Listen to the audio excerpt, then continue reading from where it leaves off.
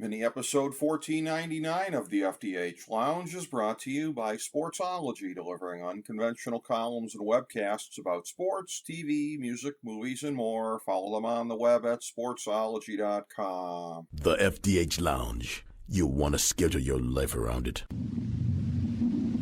A long time ago, on a gloomy, wet Cleveland spring night, two men stand alone amidst the late-night drizzle. Their voices echo across the vacant station parking lot as they debate the merits of the great American radio show that have been missing for far too long. On that night, an idea was born. That idea became the FDH Lounge.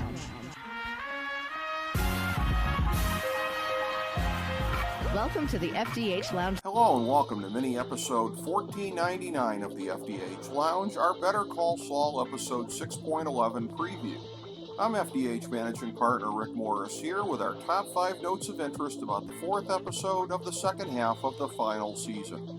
Number 5. We wait even longer for the Breaking Bad timeline to materialize. Rumors were prevalent that Walt and Jesse were going to be back last week, but the time jump from the end of the Better Call Saul timeline to the classic Saul office was a fake-out, because we jumped straight to Omaha in episode 6.10.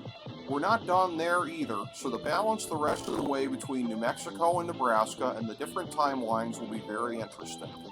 It's almost starting to seem that the only parts of the Breaking Bad world that we will see will be the parts that involve Walt and Jesse, and that appearance is supposedly for just one episode. Number 4. The Carol Burnett character did not disappoint.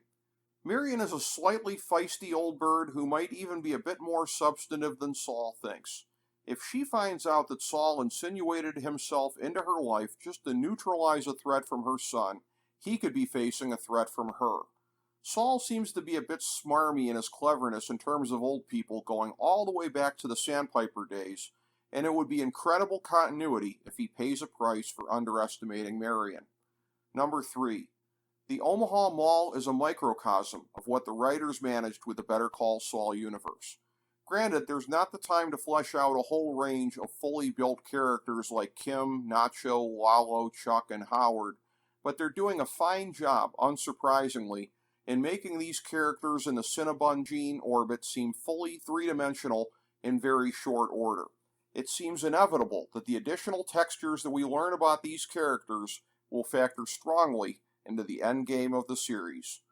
Number 2. The Saul within Gene has been reawakened.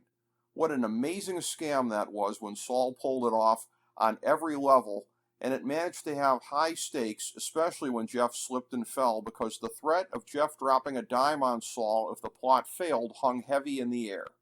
This past episode was fairly controversial on Twitter in real time, but few can deny that the writers gave us hijinks in Omaha, the likes of which we couldn't have anticipated. Number 1. What are the consequences of the reawakening of Saul in Omaha? This is the first time that we've seen Saul in Omaha getting past his fears of being discovered and embracing the scammer's life. Clearly, as the final sequence of the last episode implied when he was looking longingly at that loud ensemble at the mall, that taste of his former life was addictive. Anyone who thought that he learned his lesson by the end of the series doesn't look to be correct at the moment, but maybe there's another big humbling coming his way.